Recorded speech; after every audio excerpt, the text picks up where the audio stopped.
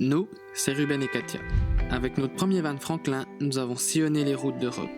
Notre envie d'aventure et la volonté de toujours découvrir plus nous a poussés à changer de véhicule. Nous avons adopté Pumba, qui est devenu notre fidèle compagnon de voyage. Accompagné de notre petite famille de vagabonds, nous avons comme objectif de faire le tour du monde. En attendant de pouvoir partir en escapade sur les routes d'Afrique, nous te ferons découvrir le Portugal. Retrouve-nous chaque semaine pour une nouvelle aventure. Coucou tout le monde, alors aujourd'hui c'est le grand départ, on a presque fini de charger Pumba. Il y a Katia à l'intérieur qui met les dernières petites choses. Donc là nous on a exactement 5 jours pour arriver en France. Donc on a le bateau le 26 août et du coup on a hâte, on va tout filmer en chemin, ce qu'on estime sympa à regarder. On vous montrera ça en story. Tout d'abord, on tenait à s'excuser s'il y a des moments dans la vidéo où la qualité n'est pas bonne. C'est en fait à cause de ça. C'est un filtre neutre. Donc c'est censé... c'est assez technique, hein, je vais peut-être me tromper. Mais quand on l'applique, on est censé avoir une meilleure profondeur de champ et tout. Parce que le capteur peut réceptionner plus de lumière. Sauf que ça nous a fait du grain d'image sur certaines séquences. Surtout les séquences sombres. Ouais. Et du coup, voilà, c'était juste pour vous dire qu'on est navré si certaines parties de la vidéo sont pas bonnes. Mais on espère quand même que du coup ça te plaise. Ouais, exactement. Et puis voilà. On fera pas la même erreur la prochaine fois. Exactement, c'est pour la prochaine fois. Allez, bon visionnage. Allez, ciao. Bon, on a finalement pris la route et là on va direction la station d'essence. Mettre le plein à Pumba. Ouais, parce que là le pauvre il est à sec, je suis dans la réserve. Et on va se diriger direction la frontière espagnole. Et dans tous les cas, on ne fera pas traverser encore la douane. Il manque quelques jours, enfin un jour pour que ça soit valide. Donc, si vous voulez, on n'a pas encore les 14 jours de vaccin du Covid après la deuxième dose. Donc, et du coup, sans ces 14 jours, on ne peut pas traverser la frontière. Donc on patiente.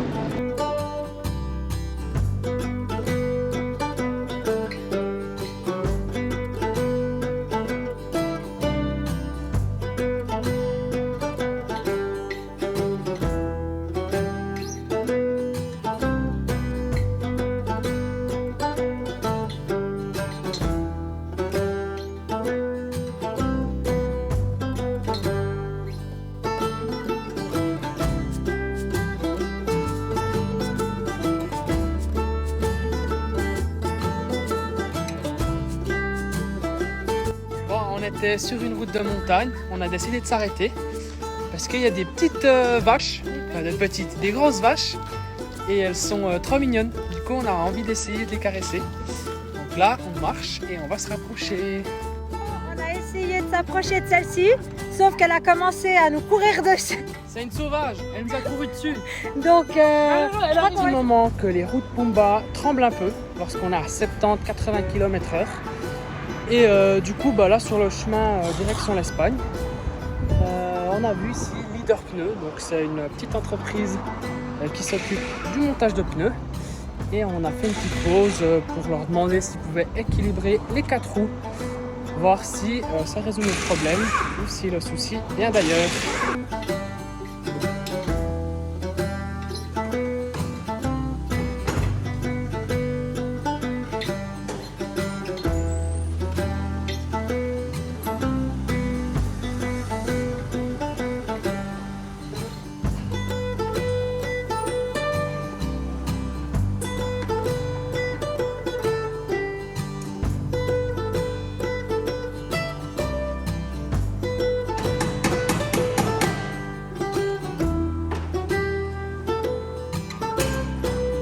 Bon, l'équilibrage il est fait, on vient de sortir du coup du garage.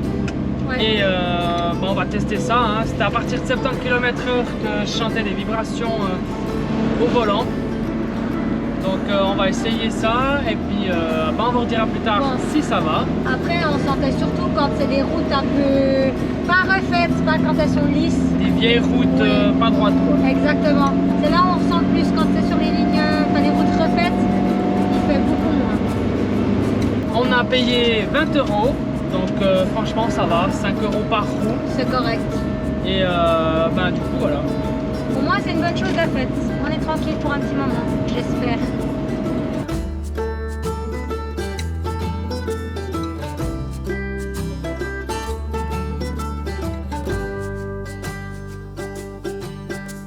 Bon chérie, alors cette première nuit en van depuis un bon moment.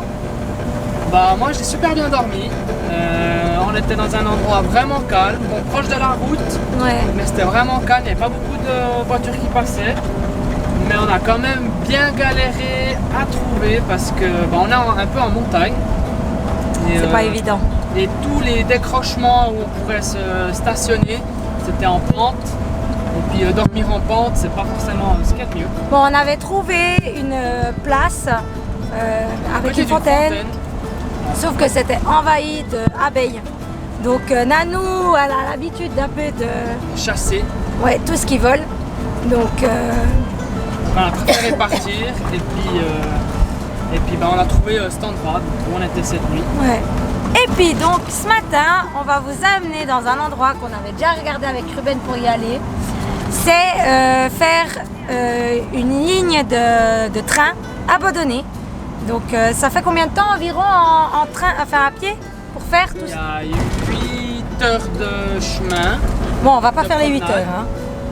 Je sais plus exactement les kilomètres, mais en fait c'est une ancienne ligne qui est plus pratiquée depuis le Portugal jusqu'en Espagne. Donc là, il faut vous dire qu'on est à la frontière pratiquement.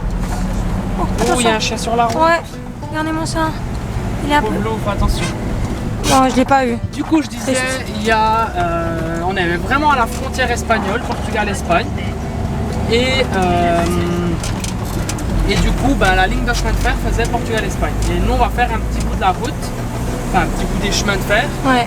Et apparemment, c'est super sympa. Il y a des ponts qui traversent l'eau et tout et tout. Donc, on va y aller, puis on va voir ça tout à l'heure. Je vais vous montrer tout ça.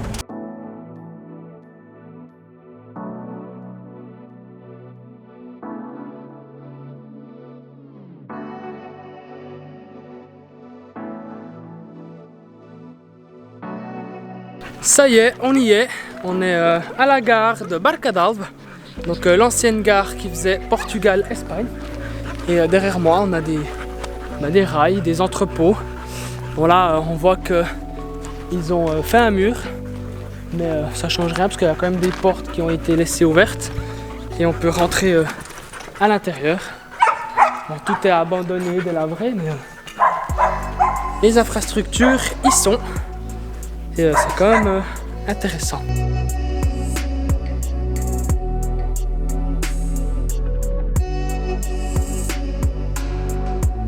Ici on a déjà des petites maisonnettes. C'est peut-être depuis là qu'ils regardaient genre une sorte de point de contrôle pour contrôler les passages des trains. Parce que là il y a un pont. Et on est juste à côté du Douro. Donc le Douro qui part d'Espagne et qui va jusqu'au Portugal. Regardez voir ça. Ici, il y a un arbre avec des figues. Incroyable. En plus, ils sont bons à être mangés. Regardez-moi ça. On va en manger quelques-uns, on va profiter. Hein. C'est dans la nature. Donc, a priori, ça doit appartenir à personne. Bona. Bon, ça fait quand même bizarre parce qu'on sent que ouais, ça bouge. Enfin, c'est pas... Ouais, il y a certaines plaques là en fer qui ont perdu quelques vis. Même Nanou, elle est pas très sereine. Mais ça va. C'est pas trop... Par contre, elle est libre. Qui? Pandou. Ouais, Pando, elle... Bon, elle est dans la partie la plus dure aussi. Hein. Oui. Nanou, elle a décidé de prendre la partie la moins... La plus Eh risquée. bien, Nanou. Là, on est encore au Portugal. Et ici, on est en Espagne. Regardez voir. Encore quelques pas. Et nous y sommes. Espagne. Donc ici, côté espagnol. Donc pas de contrôle à la frontière, test PCR, tout ça. Il y en a pas. Ni de vaccin, non, je rigole, mais ici, je sais pas, enfin, mais peut-être que dans la vraie douane, il y a des contrôles. On saura ça un peu plus tard. Mais voilà, on est côté espagnol. Vous voyez là, rempli de cactus. On sent qu'on est dans le petit côté hispanique.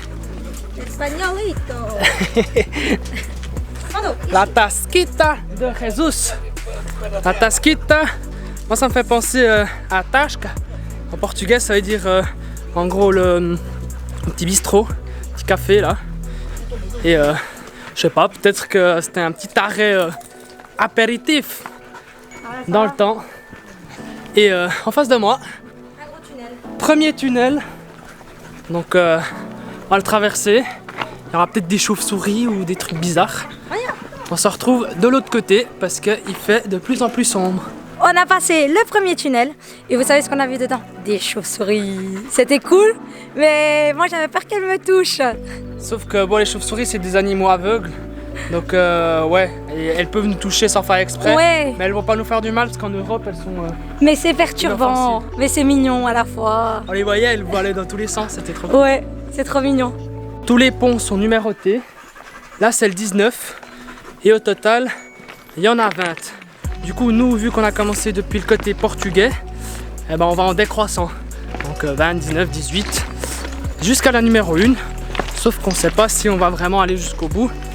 Mais tant qu'on a de l'énergie, de la motivation, on va y aller. Bon les amis, deuxième pont, c'est parti.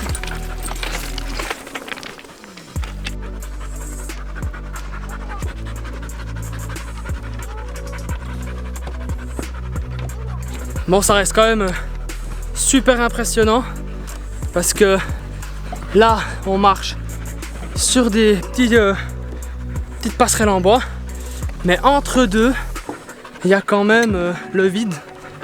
Donc, ouais, faut quand même être attentif et tenir les chiens correctement parce que si d'un coup ils glissent ou autre, eh ben, un accident peut vite arriver.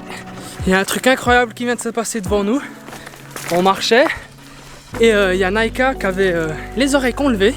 Je me suis dit, il se passe quoi?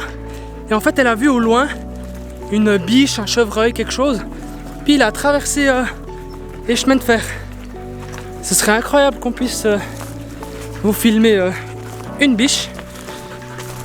Mais pas sûr qu'elle se montre parce que vu qu'on est avec les animaux, je pense qu'elles sentent quand même une présence étrangère et elle se cache un peu dans les herbes. Vous voyez ça?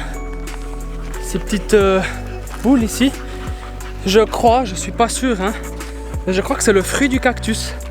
Normalement, ça doit être comestible. S'il y en a des dans les commentaires qui peuvent nous le dire, s'il y a quelqu'un qui sait, dites-le nous, est-ce que ça se mange ces petites boules ou pas? Bon, le pont qu'on vient de traverser, il porte bien son nom, Puente Los Riscos, donc le pont du danger.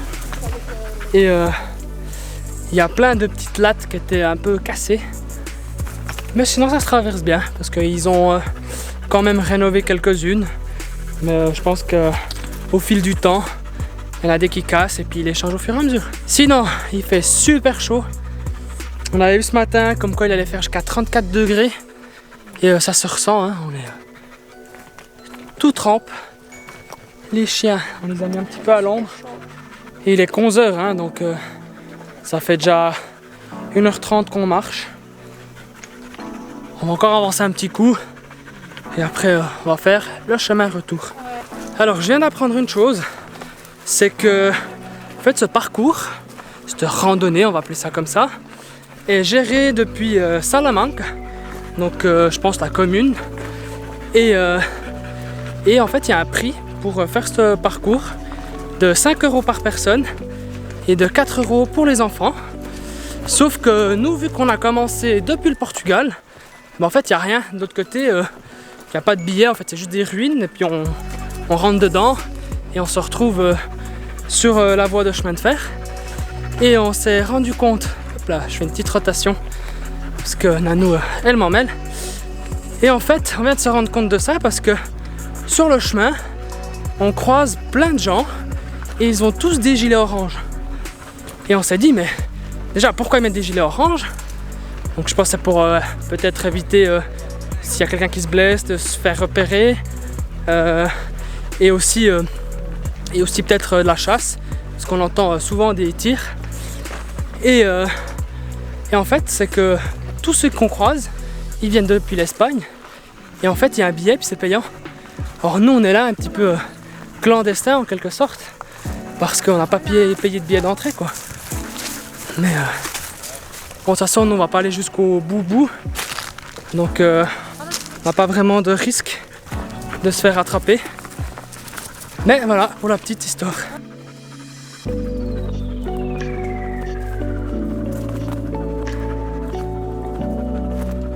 On a marché 7 km et là on a décidé de refaire demi-tour. Donc ça nous a fait à peu près 2 heures de marche avec quelques petites pauses pour donner de l'eau aux chiens. Et du coup là jusqu'à présent on a traversé 3 ou 4 ponts et 5 tunnels. Donc on est arrivé jusqu'au tunnel numéro 15 et là on refait le trajet inverse. C'est quand même incroyable. On est perdu au milieu des montagnes et il n'y a vraiment pas un pet d'air. Donc c'est vraiment très lourd comme atmosphère. Après, on est dans une zone, hein. On est dans une partie du Portugal où c'est comme ça. L'été, il n'y a pas un pet d'air et puis ça peut monter très très haut. Donc voilà, c'est une des zones du Portugal qui est un peu...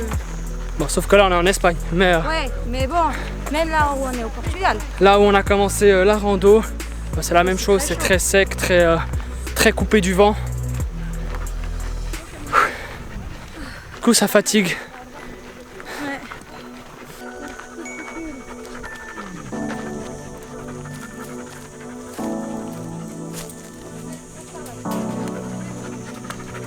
Bon, petite anecdote. Vous vous souvenez ce matin, quand on est passé vers le panneau Espagne sur le pont, j'ai dit qu'il n'y avait pas de douanier. Et bien là, figurez-vous que sur le chemin du retour, il y avait un monsieur justement qui appartient, je pense, au truc de Salamanca, je pense à la commune. Et il nous a dit comme quoi qu'à la base il y avait un billet, un ticket à prendre de 5 € par personne. Et qu'à la base, c'est interdit aux chiens. Ils ont dit, on n'a pas eu d'amende, il nous a juste dit qu'on savait pour la prochaine fois. Du coup, si vous avez envie de venir faire cette promenade, faut payer. Vous pouvez pas venir avec votre chien, sauf si vous faites comme nous, vous venez tôt le matin, puis qu'il n'y a personne. On vous dira juste plus tard que c'est pas autorisé. Voilà, je pense que ça peut se voir à nos visages. On est exténué. On est fatigué, on a super chaud. Alors, la randonnée, super bien. Nous, ce qu'on vous conseille, c'est de prendre beaucoup d'eau si vous y allez. Ouais, et n'allez pas par ces chaleurs. Si vraiment vous pouvez éviter d'aller dans des périodes un peu plus fraîches, je pense que vous avez meilleur temps. Ouais, c'est vrai que la chaleur est étouffante, vu qu'il y a très peu d'air. Du coup, nous là, on est sous le lanterneau, on est un petit peu... au frais, sans l'air un être peu trop, frais. sans être trop au frais non plus. On va regarder aussi pour gentiment bouger de coin. On va essayer de trouver un endroit un peu à l'ombre. Et le Graal, c'est qu'il y aurait un point d'eau, mais à voir. Ouais. Comme ça, si les filles elles peuvent aller se baigner, un petit coup, ouais, ça serait bien. Ce serait top parce que elles ont un peu souffert aussi. Un peu, beaucoup. Si la vidéo t'a plu, n'hésite pas à nous laisser un petit like. Juste ici, il faut cliquer sur le bouton. Et on se retrouve la semaine prochaine, on sera au Maroc. Donc on va vous filmer tout le processus depuis le test PCR, l'embarquement dans le ferry et là-bas sur place aux douanes. Et du coup, si tu as envie de rien louper, abonne-toi. Et active la petite cloche. Allez, ciao.